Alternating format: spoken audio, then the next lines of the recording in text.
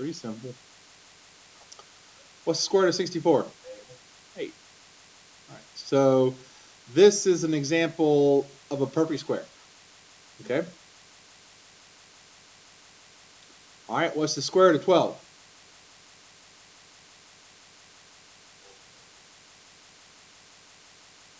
Come on. What's the square root of 4? 4. 4 times 4 is 16. 2 times 2 is 4. 3. 3 times 3 is 9. 3.5. That's not a perfect square. Okay? So, this is not a perfect square. What's a perfect square that goes into 12? 6 is not a perfect square. 4. 4. Good.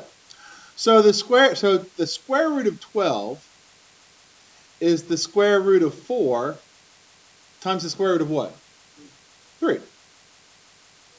And the square root of 4 is 2.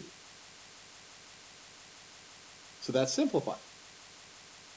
Okay, the square root of 12 simplifies to 2 square root 3. What is a perfect square that goes into 75? 25. 25, very good. So the square root of 25 times the square root of what? 3. So we have 5 square root 3. Good. Noah, what's the square root of 900? Well, what's a perfect square that goes into 900? 100. So the square root of 100 times the square root of what? 9. Oh, wait. 10, 3. It is a perfect square. The square root of 900 is 30. Okay, do you see that? I didn't have any more radicals left. All right.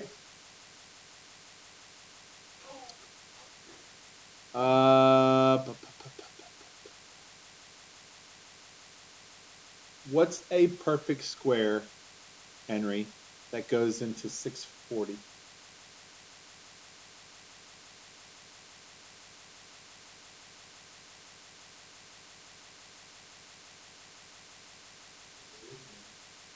Of course there is.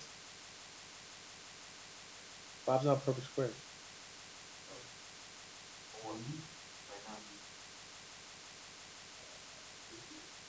What is this? 64 times 10. The square root of 64. Now, I want to show you something. This right here is the largest perfect square that will go into it. If you can't think of the largest one that goes through it, somebody had said 4. All right, fine. So the square root of 4, let's see, does that go into that? Hang on a second. Divided by 4. Okay, good. All right, so the square root of 4 times the square root of 160. Well, we know this is a perfect square, but we still have to simplify this. What's a perfect square that goes into 60? Or 160.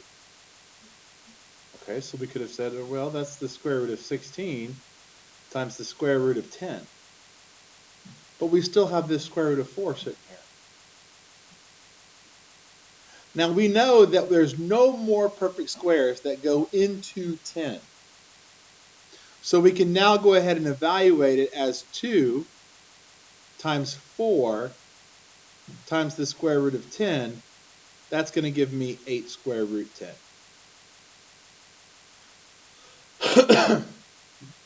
All right? You guys do this one. Noah, what was the perfect square that you started off with? Alright, so the square root of 4 times the square root of 112. Were there any perfect squares that go into this? Yeah, 4. 4. Okay, so the square root of 4 times what?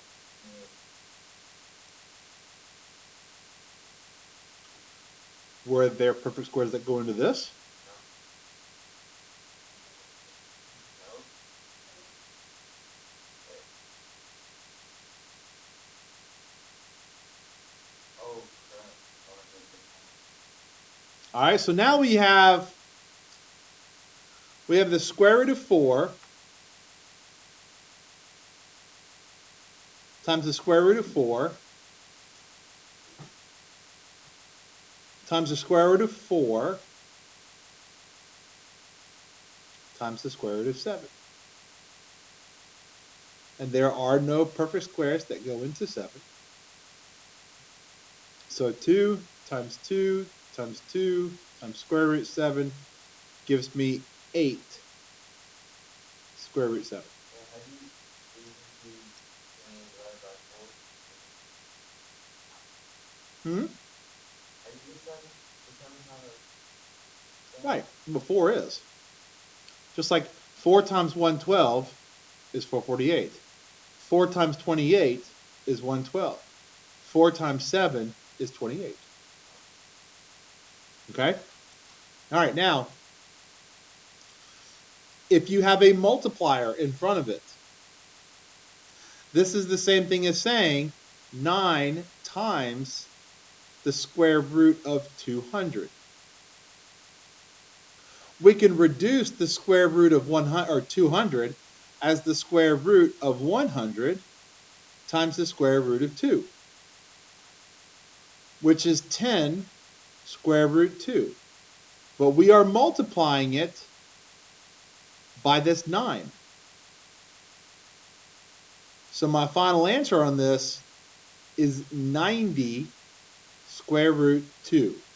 You only multiply the outside. You do not take this 9 and multiply it to whatever's in the radical itself. All right, simplify 5 square root 160. All right, so let's see where we're at. We have 5 times the square root of 160. The square root of 160 is the square root of 16 times the square root of 10, which gives me 4 square root 10 multiplied by this 5 gives me 20 square root 10. Okay? Questions on any of this?